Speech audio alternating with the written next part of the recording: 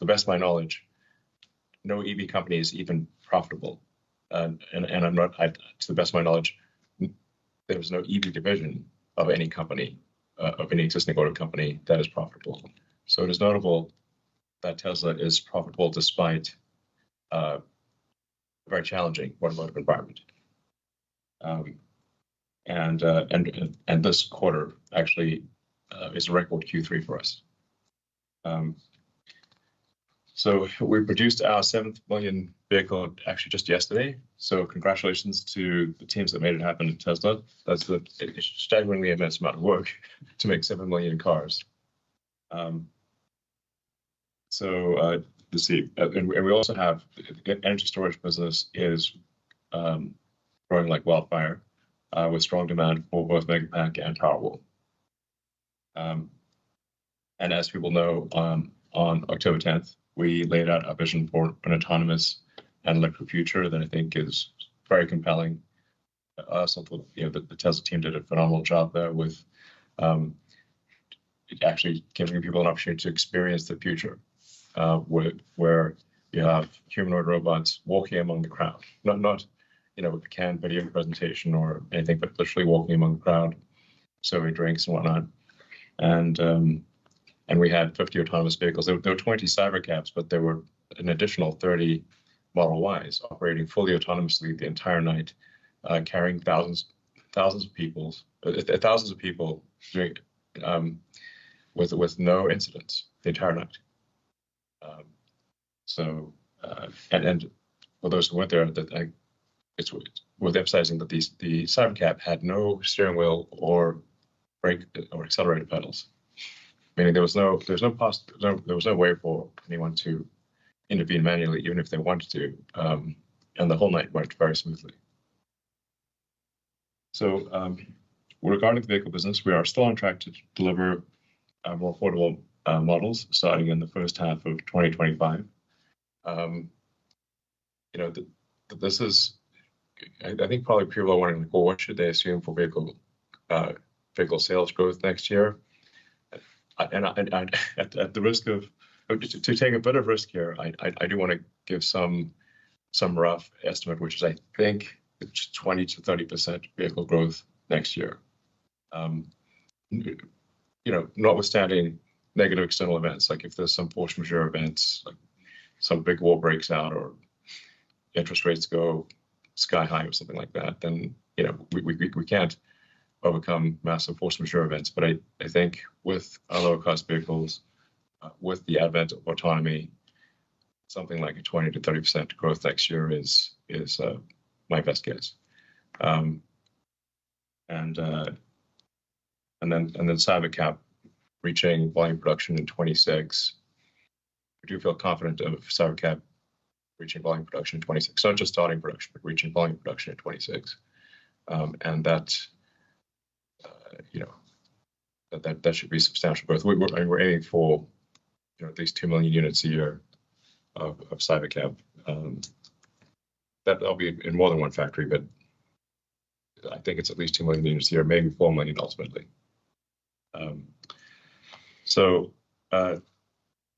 These are just my best guesses, but if you ask me what my best guess is, those are my best guesses.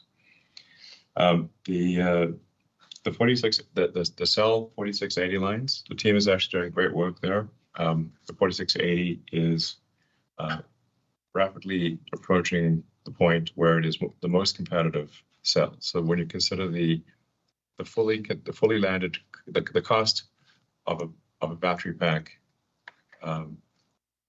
fully landed in the U.S., net of incentives and duties, the 4680 is tracking to be the most competitive, meaning lower cost per kilowatt hour fully considered than any other alternative, which is not quite there yet, but we're close to being there, which I think is extremely exciting. And we've got a lot of ideas to go well beyond that.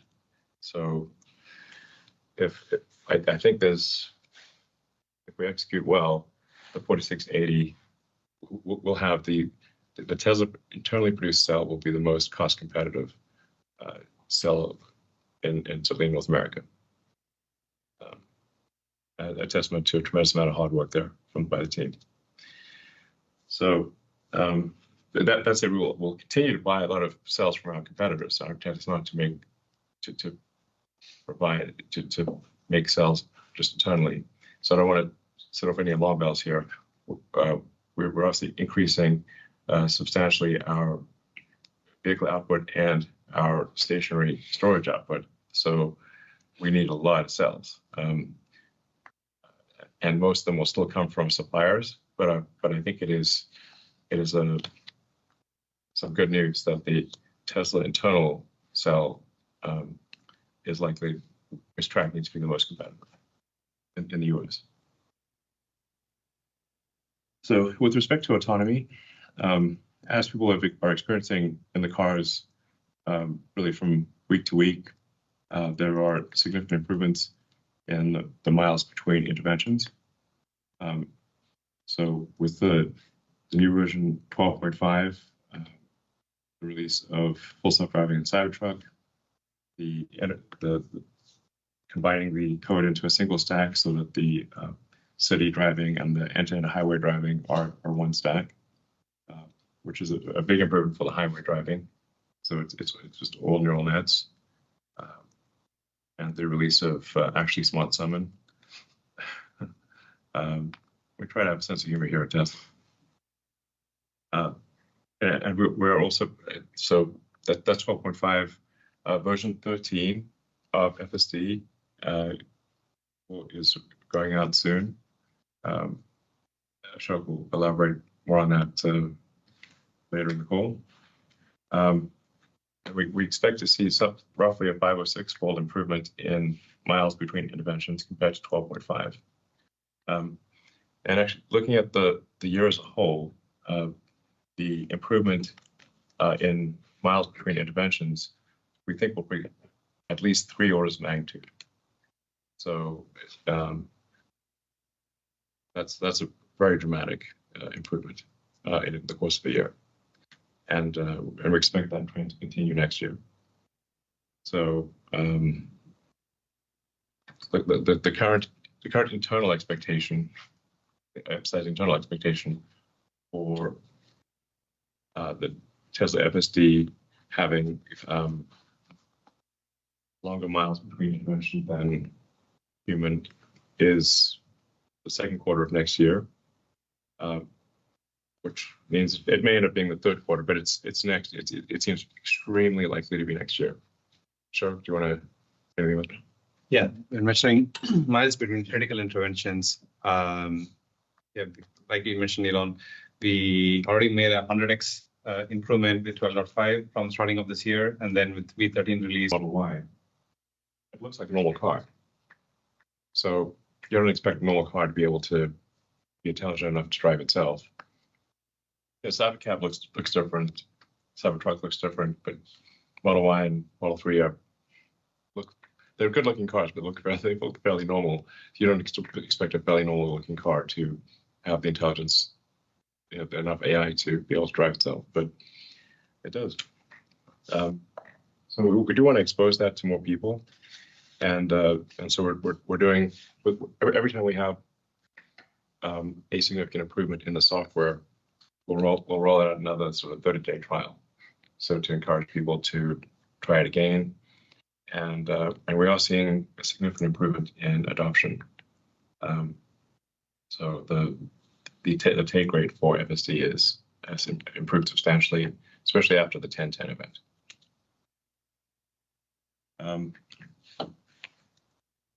Yeah, so there's no need to wait for robotaxi or Cybercab to experience full autonomy. We expect to achieve that next year with our existing vehicle lineup. For what it's worth, actually, Smart Summon gives a small taste of what it's going to look like. The car able to drive itself to the user within private parking lots. Currently, it's speed limited, but then it's going to quickly be increased. And we already had more than 1 million usage in terms of Smart Summon. Yep. So, and we have for Tesla employees in the Bay Area, we already are offering a ride-hailing capability. So So you can actually use with the development app, you can request a ride, and it'll take you anywhere in the Bay Area. We do have a safety driver for now, but the software required to do that, we've developed. And I mean, David, do you want to elaborate on that? Yeah, sure. It's David. We showed some screenshots of this in the Q1 shareholder deck. And yeah, this is real. We've been testing it for the better part of the year. And the building blocks that we needed in order to build this functionality and deliver it to production, we've been thinking about and working on for years. It just so happens that we've used those building blocks to deliver great features for our customers in the meantime, such as sharing your profile, synchronizing it across cars so that every single car that you jump into, whether it's, you know, another car that you own or a car that somebody's loaned to you or a rental car that you jump into, it looks exactly like yours. Everything synchronized, seat mirror positions, you know, media, navigation, everything is the same, just what you would expect from one of our robotaxis. But, you know, we gave that functionality to our customers right now because we built it intending for it to be used in the future. We're releasing that functionality now. All the end-to-end cybersecurity that we knew we were going to need to deliver that functionality, sending a navigation to destination from your phone to the vehicle. And so, you know, you're doing that now with the ride-hailing app, but it's something that we've made available to customers for years. Seeing the progress on a route in the mobile app, that's something you'll need for the ride-hailing app. But again, we released it in the meantime. So it's not like we're just starting to think about this stuff right now while we're building out, you know, the early stages of our ride-hailing network. We've been thinking about this for quite a long time, and we're excited to get the functionality out there. Yeah, and we do expect to roll out ride-hailing in California and Texas next year to the public. Now, the California is somewhat, there's quite a long regulatory approval process. But it shouldn't. I think we should get approval next year, but it's contingent upon regulatory approval. Texas is a lot faster, so it's you know, I'd say like we'll definitely have it available in Texas, and probably have it available in California, subject to regulatory approval, and then and maybe some other states actually next year as well, but at least California and Texas. So I think that'll be very exciting. That's really a profound change. Tesla becomes more than a sort of vehicle and you know, battery manufacturing company at that point. So we published our Q3 vehicle safety report, which shows one crash for every 7 million miles of autopilot. That compares to the U.S. average of one crash roughly every 700,000 miles. So it's currently showing a 10x safety improvement relative to the U.S. average. And we continue to expand our AI training capacity to accommodate the needs of both FSD and Optimus. We are currently not training compute constrained. That's probably the biggest limiting factor is that the FSD is actually getting so good that it takes us a while to actually find mistakes. When you start getting to where it can take 10,000 miles to find a mistake, it takes a while to actually figure out which is this build, is this software build better than, is software build A better than software build B? It actually takes a while to figure it out because neither one of them are making mistakes. What take a long time to make mistakes. So that's actually the single biggest limiting factor is how long does it take us to figure out which version is better. So sort of high-class problem. Obviously, having a giant fleet is very helpful for breaking this out. And then with Optimus, we showed a massive improvement in Optimus's dexterity and movement on October 10th, and our next gen hand and forearm, which has 22 degrees of freedom, which is double the prior hand and forearm. It's extremely human-like. It also has much better tactile sensing. It's really, I feel confident in saying that we have the most advanced humanoid robot by a long shot. And we're moreover the only company that really has all of the ingredients necessary to scale humanoid robots because the things that what other companies are missing is that they're missing the AI brain, and they're missing the ability to really scale to very high volume production. So you sometimes see some impressive video demos, but they lack the localized AI and the ability to scale volume to very high numbers. As I've said on a few occasions before, I think Optimus will ultimately be the most valuable part of it. And I think it has a good chance of being the most valuable product ever made. For the energy business, that's doing extremely well. And there's the opportunity ahead is gigantic.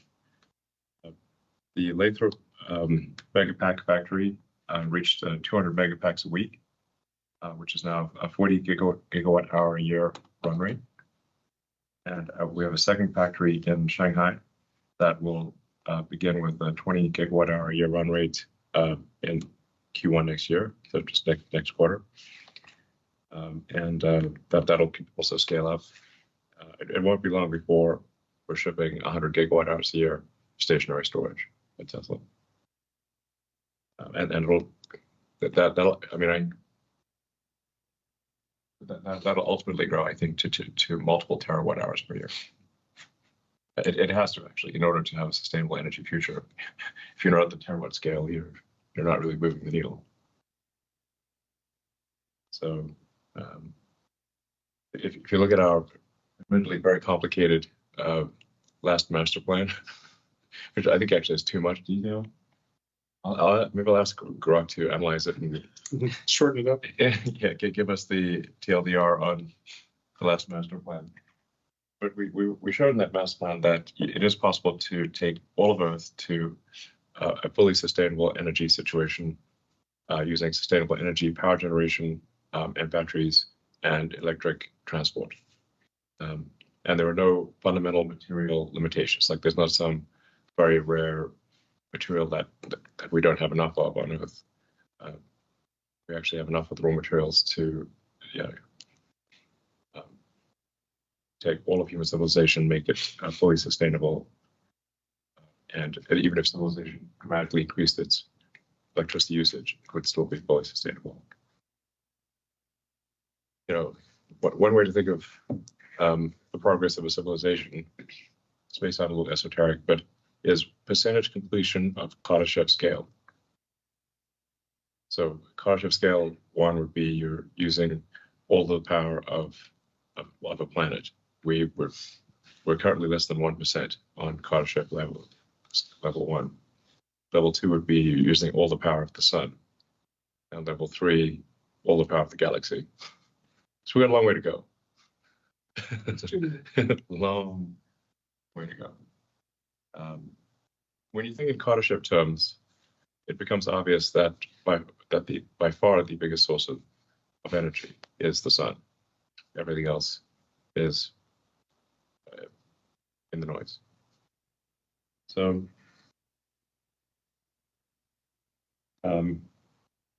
in conclusion, Tesla is focused on building the future of energy, transport, robotics, and AI. And this is a time when others are just focused on managing around near-term trends. We think what we're doing is the right approach. And if we execute on our objectives, and I think we will, Tesla, my prediction is Tesla will become the most valuable company in the world, and probably by a long shot. I want to thank the Tesla team once again for strong execution in a tough operating environment, and we're looking forward to building an incredibly exciting future. Thank you. Great. Thank you very much, Elon. And Vaibhav has some opening remarks.